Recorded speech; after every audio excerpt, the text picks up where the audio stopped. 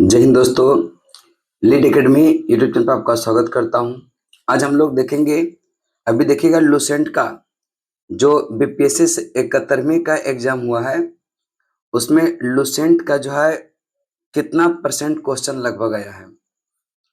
और ये जो अभी देख रहे हैं अलग अलग टेलीग्राम चैनल पर घूम रहा है, यह मेरा ही जो है सेलेक्ट किया हुआ है। आप देख सकते हैं, यह लीड एकेडमी, यही नंबर आपका और यह सब चीज आपको मिलेगा। और एक्चुअल में क्या होता है कि जो रियल में आप लाइन बाय लाइन बढ़िया से अध्ययन किए हैं लूसेंट का, तब ये चीज आपको पता चलेगा कि लूसेंट से क्वेश्चन है या नहीं।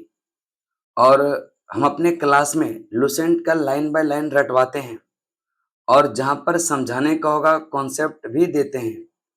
अगर आप पटना में रहते हैं और बिहार दरोगा का, बीपीएससी का, बीएसओ का, अभी जो एएसओ का वैकेंसी है, बीएसएससी का तैयारी करते हैं, तो आप मेरा नंबर पर कांटेक्ट कर सकते हैं। यही नंबर है मेरा 6200598575, 6200598575। इस पर आप कांटेक्ट कर सकते हैं और बेहतरीन तरीके से आपको लूसेंट हम पढ़ाते हैं।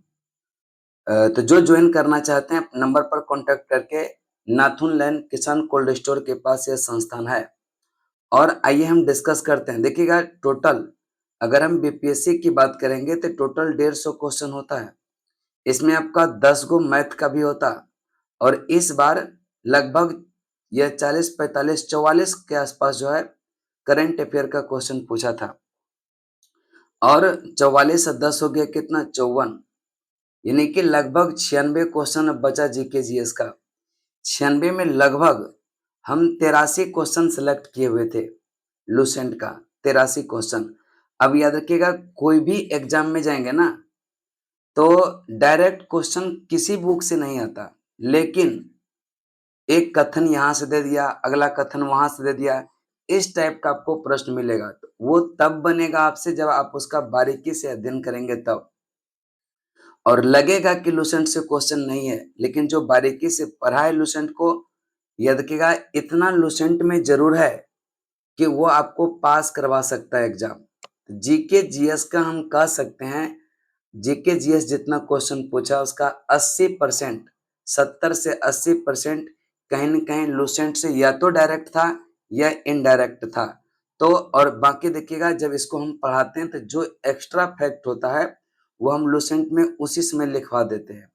जो अभी हम देखते हैं, बाकी बात नहीं करेंगे, बाकी ये चैनल सबके चैनल पर यह घूम रहा है, लेकिन यह सिलेक्ट किया है लीड एकेडमी ही, ये ध्यान में रखिएगा।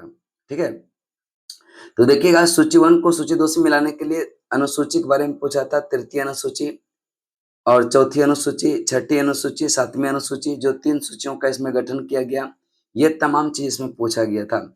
अब बारीकी से हम आज सिर्फ दिखा रहे हैं, इसमें चर्चा हम नहीं करेंगे क्या क्या क्या होता है, चूंकि आज हमको सिर्फ दिखाना है कि लूसेंट से क्वेश्चन आता है।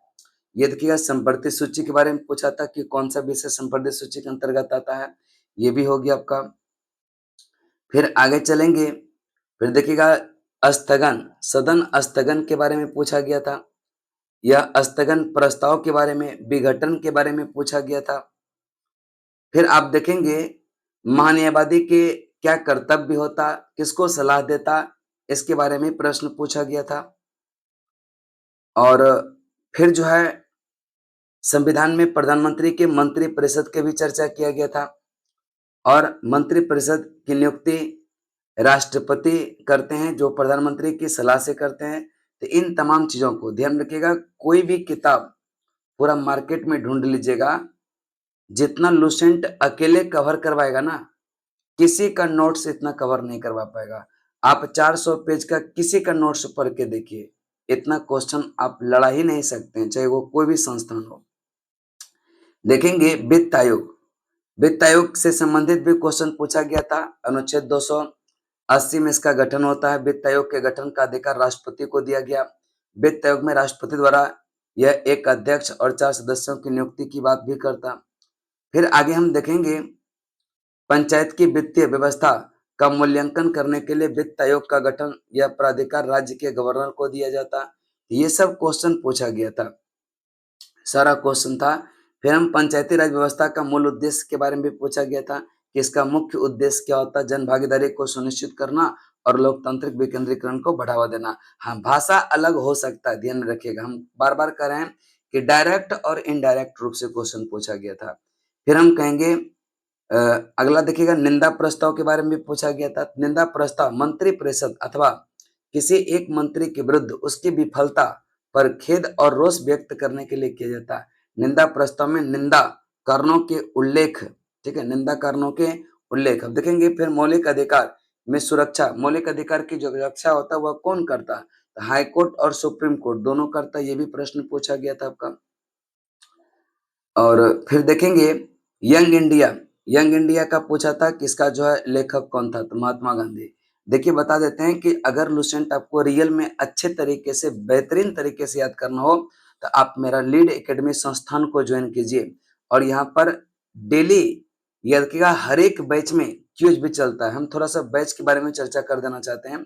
जो अभी एईडीओ का एग्जाम देंगे, बीएसएससी का एग्जाम देंगे, उसके लिए एक टारगेट बैच शुरू किए हैं 9 AM से 11 AM, 2 घंटा का होगा। इसमें हम लुसेंट पढ़ाएंगे, एनसीईआरटी 6 से लेकर के 10 तक का साइंस पढ़ाएंगे। जिनको ज्वाइन करना होगा और जितना बीएसएससी का जो पीवाईक्यू है, प्रीवियस ईयर क्वेश्चन 2011 से लेकर के 2025 तक, यह सारा करवाएंगे। और वह जो है हैंड रिटन नोट्स के रूप में मिलता है, वह जो प्रीवियस ईयर क्वेश्चन है हैंड रिटन, यानी कि एक क्वेश्चन का बहुत सारा फैक्ट आपको मिलेगा, वह हमारे व्हाट्सएप पर मिलता है। व्हाट्सएप का ग्रुप बना हुआ है, व्हाट्सएप ग्रुप पर वह सारा आपको जो है क्वेश्चन मिलता है। और अगर इस जो लुसेंट वाला अभी पीडीएफ है जो बीपीएससी में पूछा गया है, इसका पीडीएफ अगर चाहिए आपको, आप मेरे Telegram channel lead academy Patna को सर्च करेंगे और वहां पर ज्वाइन करेंगे तो ये पीडीएफ भी आपको मिल जाएगा। लेकिन बीएसएससी के पीडीएफ के लिए आपको मेरा क्लास ज्वाइन करना होगा, ठीक है। पटना में रहते हैं तो बिल्कुल आप ज्वाइन कीजिए क्लास, बेहतरीन तरीके से तैयारी करवाते हैं। फिर सुबह में हम करंट अफेयर्स भी पढ़ाते हैं। करंट अफेयर्स 7 से 8 में चलता, और इसमें जो करंट अफेयर्स में 2 किताब को हम फॉलो करवाते हैं, एक तो प्रतियोगिता दर्पण और एक आपका एसपीडी। ये दोनों किताब इतना है सफिशियंट है। हाँ, इस बार थोड़ा सा बीपीएससी बैक में चला गया है, क्वेश्चन पीछे का उठाया, तो इस बार थोड़ा सा गड़बड़ हुआ है। और सिर्फ जो प्रतियोगिता दर्पण एसपीडी पढ़ता है उसके लिए नहीं, कोई भी करंट का पढ़ा है कोई भी किताब तो वो उससे क्वेश्चन नहीं लड़ा है, इतना हमेशा याद रखिएगा। अगर प्रतियोगिता दर्पण फेल होगा तो कोई किताब नहीं काम करेगा। सब लोग प्रतियोगिता दर्पण से ही छांट कर बनाते हैं, और हम प्रतियोगिता दर्पण का जो पढ़ाने का तरीका है, पहले तो क्लास में डिटेल चलता है, फिर उसका हम शॉर्ट नोट्स देते हैं। शॉर्ट नोट्स हमारे टेलीग्राम चैनल लीड एकेडमी पर उसका मिल जाता है, हैंड रिटन वो नोट्स भी रहता है। तो जिनको ज्वाइन करना हो एकदम बिल्कुल एकदम जो पीडीएफ में नंबर दिख रहा है वह मेरा ही नंबर है, क्योंकि यह क्वेश्चन को सिलेक्ट करना भी इतना आसान नहीं होता है कि लुसेंट से कोई भी क्वेश्चन सिलेक्ट कर लेंगे, ठीक है। यहाँ पर देखेंगे फिर हार्डिंग बम कांड भी पूछा गया था। 23 दिसंबर 1912 को रास बिहारी बोस ने दिल्ली के वायसराय या हार्डिंग पर बम फेंका गया था। यह कब? 23 दिसंबर 1912 को। फिर देखेंगे साइमन कमीशन के बारे में, इसको व्हाइट मैन कमीशन क्यों कहा गया था, क्योंकि इसमें एक भी भारतीय सदस्य नहीं था। ये भी क्वेश्चन आपको कहीं ना कहीं इनडायरेक्ट रूप से क्या हुआ पूछा गया था। फिर देखेंगे अगला प्रश्न आपका, हाँ, दिल्ली चलो का नारा दिया था यह किसने? सुभाष चंद्र बोस ने दिया था। यह क्वेश्चन भी आपको पूछा गया था। फिर आगे चलते हैं, गांधी के भारत छोड़ो प्रस्ताव कांग्रेस कार्य समिति ने 8 अगस्त 1942 को स्वीकार कर लिया, और भारत छोड़ो आंदोलन के दौरान ही महात्मा गांधी ने क्या होता करो या मरो का नारा दिया था। इसको भी ध्यान में रखिएगा। फिर हम चलेंगे 1947 के भारत स्वतंत्रता अधिनियम। इसी अधिनियम के तहत भारत और पाकिस्तान 2 अधिराज्य बना। ये भी प्रश्न आपका पूछा गया था। फिर देखेंगे 1760 में यह बॉडीवास का लड़ाई हुआ था। बॉडीवास की लड़ाई के बारे में पूछा था। यह इसमें अंग्रेजी सेना का नेतृत्व एयरकोट किया था, और यह फ्रांसीसी के तरफ से था। तो ध्यान रखिएगा, फ्रांसीसी और ये जो है अंग्रेज के बीच हुआ था कौन सा? बॉडीवास का युद्ध। फिर देखते हैं टीपू सुल्तान, यह किया श्रीरंगपट्टनम के आखिरी युद्ध जो चतुर्थ आंग्ल मैसूर युद्ध था 1799 में हो गया। देखिए हम पीडीएफ का वीडियो नहीं बनाते, लेकिन देखिए अन्य चैनल वाला भी यही पीडीएफ को डिस्कस कर रहे हैं कि ये क्वेश्चन यहाँ से आया है, तो हम सोचे क्यों ना, जब हम इतना मेहनत किए हैं, एक वीडियो बना देते हैं हम भी। और जो भी इस चैनल को सब्सक्राइब नहीं किए हैं, सब्सक्राइब कर लीजिए चैनल। बेहतरीन इन्फॉर्मेशन इस संस्थान के टेलीग्राम चैनल पर और आपका ये यूट्यूब चैनल पर दिया जाता।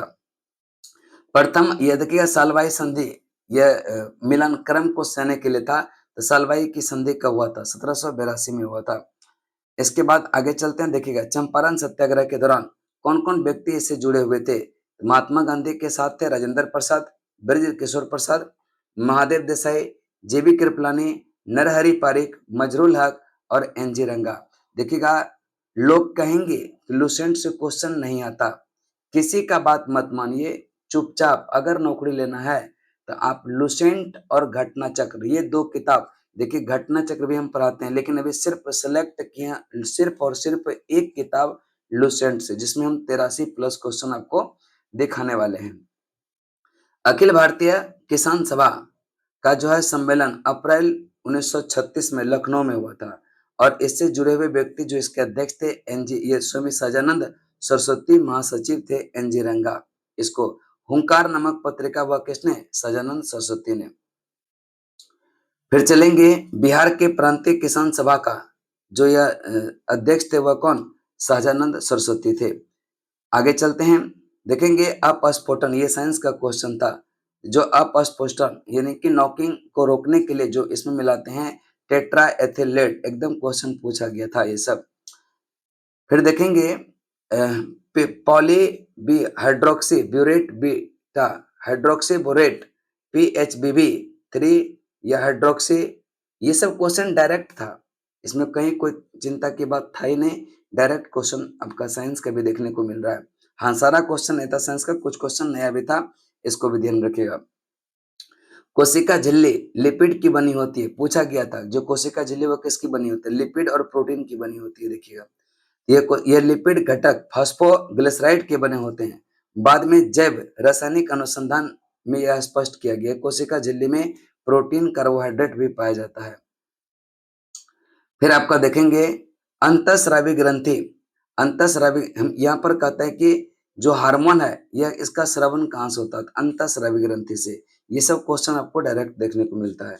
संयुक्त राज्य का जो ये देखिएगा, हम कुछ स्पीडी से क्वेश्चन सेलेक्ट किए हुए थे, तो इसलिए इससे संख्या थोड़ा सा बढ़ा करके हम 88 पर चले जाएंगे। यहाँ पर संयुक्त राष्ट्र जलवायु शिखर सम्मेलन के बारे में पूछा गया था। फिर आपका इस सब का डिटेल हम पीडी में पढ़ाते हैं, पूरा डिटेल रहेगा उसमें, क्या हुआ था, उसका थीम क्या था, सारा कुछ उसमें चलता है। G29 ये देखिएगा, और ये सम्मेलन के बारे में, और 2000 जो 18वां था शिखर सम्मेलन, उसके बारे में कथन के रूप में पूछ दिया था। तो जो हम पीडी पढ़ाते हैं उसमें पूरा डिटेल पढ़ाते हैं उसको, ठीक है, तो वहां पर वो मिल जाएगा आपको। आर्टिफिशियल इंटेलिजेंस कई बार इसका पूरा डिटेल भी पढ़ाते हैं। इसका आयोजन कहाँ हुआ था? तो यह पेरिस फ्रांस में हुआ था, और भारत और कह सकते हैं फ्रांस दोनों सह अध्यक्षता के रूप में क्या हुआ था? शामिल हुआ था। बुकर पुरस्कार बानो मुश्ताक वाला पूछा था, अंतरराष्ट्रीय बुकर पुरस्कार, यह बानो मुश्ताक किस किताब के लिए? हार्ट लैम्प के लिए, ये भी पूछा गया था। फिर हम चलते हैं लुसेंट पर फीचर फिल्म का ऑटम, यहाँ पर गुजराती फिल्म के बारे में पूछा था। अब देखेंगे, हाँ, ये रेमन मैग्सेसे पुरस्कार की बात किया था, सबको मिला था, ये भी देखिएगा। और वन और वृक्षावरण में सर्वाधिक छत्तीसगढ़। अब इसमें ऑप्शन से चूज करना होगा आपको कि शीर्ष स्थान कौन, महाराष्ट्र वाला दिया था, इसका आंसर होता। फिर हम चलते हैं हांगकांग, जो साहित्य का नोबेल पुरस्कार दिया गया था हांगकांग को, लेकिन इसको और कौन सा पुरस्कार दिया था ये पूछा गया था। NBS 2 के बारे में पूछा गया था, जो GSLV F-15 की बात करता है। और मैग्नेट रेखा के बारे में पूछा गया था, देखिए सब लुसेंट से है, जर्मनी एवं फ्रांस की बात करता। फिर हम देखेंगे हरमुज जल संधि के बारे में पूछा गया था, तो फारस की खाड़ी और ओमान की खाड़ी के बीच है यह कौन सा? हरमुज, ये भी ध्यान में रखिएगा। फिर कहेंगे बांटो और छोड़ो का नारा, ये देखिएगा, जो कराची अधिवेशन की अध्यक्षता किया था मोहम्मद अली जिन्ना ने, उसने इसको ये नारा दिया था। तो ये भी क्वेश्चन कहीं न कहीं कह सकते हैं इनडायरेक्ट रूप से तो पूछा ही गया है। फिर हम आगे चलते हैं, देखिएगा 180 डिग्री देशांतर अंतरराष्ट्रीय तिथि रेखा का है, क्योंकि इस रेखा के दोनों और तिथियों में दिन का अंतर होता, हम कहेंगे ये भी क्वेश्चन आपका पूछा गया था। फिर देखिएगा देखिएगा ना, एक एक पेज से कहीं कहीं दो दो तीन तीन क्वेश्चन देखिएगा। जो स्थानांतरित कृषि है लद्दाख के बारे में पूछा गया था। लद्दाख कहाँ का है? मलेशिया। और एकदम क्लास में A to Z पॉइंट आपको रटवाया जाता है, लाइन बाय लाइन रटवाता है। सुंदरबन जो गंगा का डेल्टा है, मैग्रोव वन पाए जाते हैं। विश्व का सबसे बड़ा ज्ञात नदी द्वीप है माजुली, जो किसके द्वारा? ये ब्रह्मपुत्रा के द्वारा बनता है। तो ध्यान रखिएगा, ये भी क्वेश्चन आपका पूछा गया था। फिर हम देखेंगे अगला, प्रायद्वीपीय नदियों की लंबाई के अनुसार घटता क्रम। गोदावरी सबसे लंबाई है गोदावरी का, फिर कृष्णा, नर्मदा, महानदी, कावेरी और ताप्ती का। ये सब ध्यान रखिए, क्वेश्चन पूछा गया था। अलकनंदा और भागीरथी का संगम कहाँ पर होता है? देवप्रयाग में। पूरा मैपिंग के द्वारा इसको बताया जाता है क्लास में। अगर आप पटना में रहते हैं तो देर मत कीजिए, बिल्कुल लीड एकेडमी संस्थान से जुड़िए। सिर्फ रिजल्ट पे ही काम किया जा रहा है, ठीक है। एकदम ओरिजिनल चीज आपको क्लास में मिलेगा। भारत में जो बैरन द्वीप है, नरकुंडम द्वीप है, प्रसिद्ध ज्वालामुखी। बैरन द्वीप को हम एक सक्रिय ज्वालामुखी, नरकुंडम को सुषुप्त ज्वालामुखी। ये क्वेश्चन आपका देखने को मिला था। कन्हा राष्ट्रीय उद्यान, ये ईवीएस का प्रश्न है। यह ईवीएस का है। कन्हा राष्ट्रीय उद्यान मध्य प्रदेश में पड़ता है, ये भी पूछा गया था आपका। फिर हम कहेंगे वाल्मीकि राष्ट्रीय उद्यान, ये भी बिहार में पड़ता है, ये भी पूछा गया था। लोकटक झील कहाँ पड़ता है? मणिपुर में। केबुल लमजाओ, ये केबुल लमजाओ के बारे में पूछा गया था। फिर आगे चलते हैं। यदि क्रयकेदी बल F बल की दिशा और उत्पन्न त्वरण A, वस्तु का द्रव्यमान m है, तो न्यूटन का जो होता है F इंटू क्या होता है? ma होता। और यह न्यूटन के दूसरा गति नियम से क्या होता है? बल का व्यंजक प्राप्त होता है। घर्षण बल का मान सतहों के क्षेत्रफल पर निर्भर नहीं करता, सतहों की प्रकृति पर खुरदरी है, किस प्रकार की है, उस पर निर्भर करता। ये भी प्रश्न आपका पूछा गया था। देखिएगा, हम यहाँ जो कार्य और ऊर्जा कार्य बराबर वर्क, यह हम बल इंटू विस्थापन की बात करेंगे ना, इससे न्यूमेरिकल आया था, इसलिए इसको हम टिक किए हुए।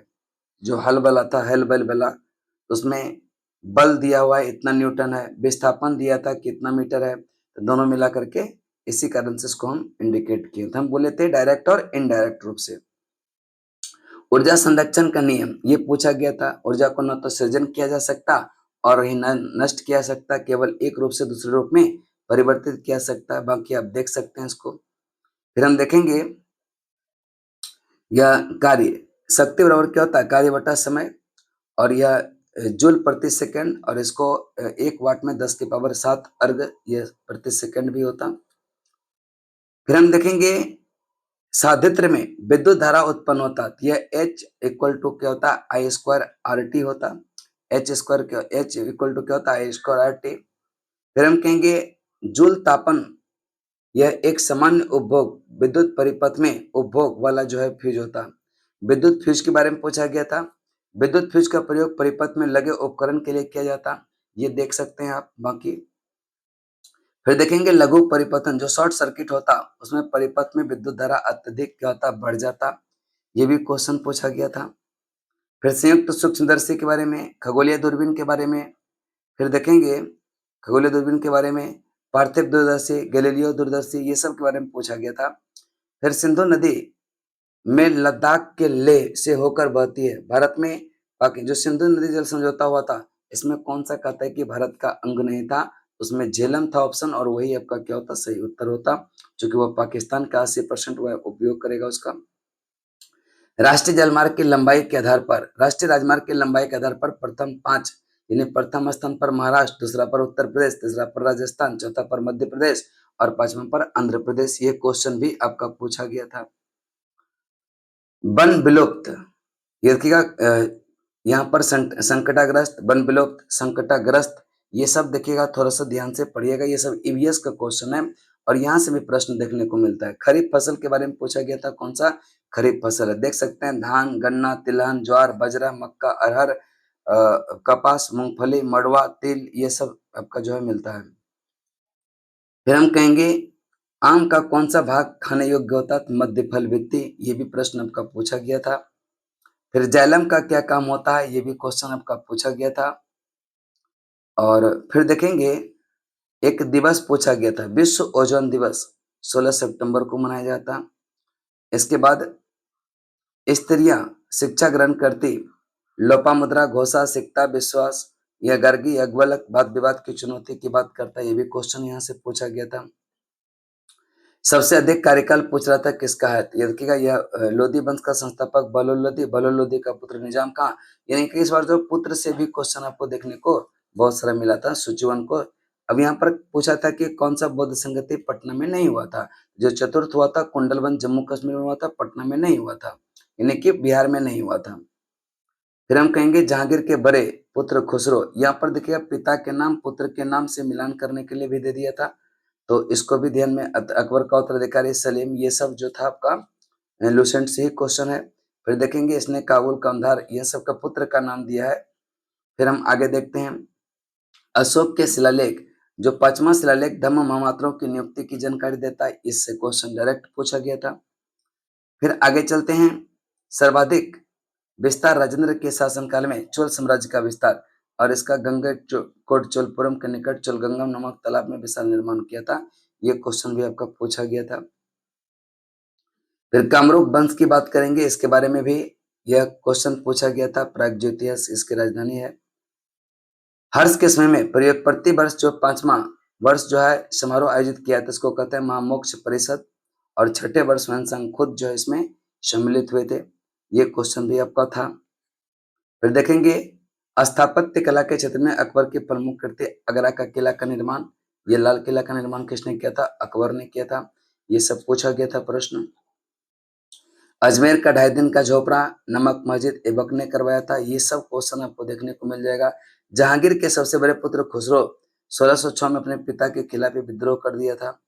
फिर कहेंगे इतमाद जो उद्दौला है, इसका मकबरा किसने बनवाया था, ये भी प्रश्न आपका पूछने को देखने को मिला है। फिर देखेंगे सदसुदक समाज की स्थापना ज्योतिबा फुले ने 1873, ये भी आपको प्रश्न देखने को मिलेगा। फिर देखते हैं बंगाल गजट जेम्स ए हिक की, ये भी प्रश्न आपको देखने को मिलता है।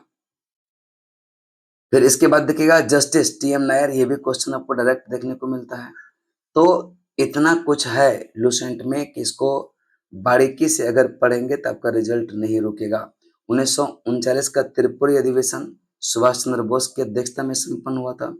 सुभाष चंद्र बोस ने कहां से स्वतंत्र सरकार की घोषणा किया था, तो यह सिंगापुर से, ये भी क्वेश्चन प्रश्न देखा गया था। फिर यहाँ पर देखिएगा सूरदास का एक साहित्य लहरी, और जो साहित्य लहरी के बारे में पूछा था सूरदास का है।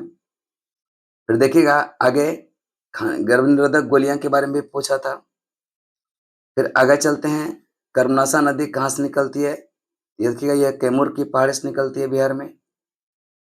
और फिर देखते हैं बिहार की जलवायु उपोष्ण कटिबंधीय मानसूनी, और फिर जो है आपका कोसी मेची परियोजना के बारे में पूछा गया था, तो आप देख सकते हैं दरभंगा मधुबनी सुपौल बेगूसराय इस प्रकार से। फिर ये किया जो सोना कहाँ पर मिलता है, जमुई में राजकीय पशु बैल के बारे में पूछा था। ये सब तमाम चीज जो है अगर देखिए आपको रियल में नेक्स्ट वैकेंसी दरोगा का है, फिर आपका बीएसएससी +2 का, सीजीएल का, एईडीओ का सब है। तो आप चुपचाप अगर रिजल्ट लेना है तो लूसेंट एक किताब को फॉलो कीजिए, अगर ज्यादा मन करे पढ़ना के तो घटना चक्र पढ़ लीजिए, इससे ज्यादा कुछ भी ना पढ़िए, और मैथ रीजनिंग का भी प्रैक्टिस करते रहिए।